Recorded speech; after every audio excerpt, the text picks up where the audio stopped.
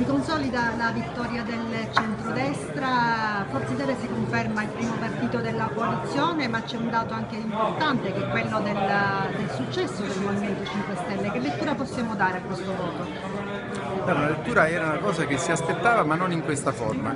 Devo dire è un voto consolidato, che non è più il voto di protesta, è un voto certamente nella logica di More Sanzone con tutti i Filistei, è una logica di distruzione di chi sta male e non riesce oggi nemmeno ad arrivare a fine mese. È un problema che va curato con la politica che torna a fare da protagonista. Io spero che col centrodestra, che ha dimostrato di essere responsabile, con l'essere andati tutti con Musumeci a fare questa battaglia della presidenza della regione, si riesca a riportare la gente alla politica sana e che si riesca a rimettere su le cose in modo da dimostrare con gli esempi concreti che si può fare politica per bene.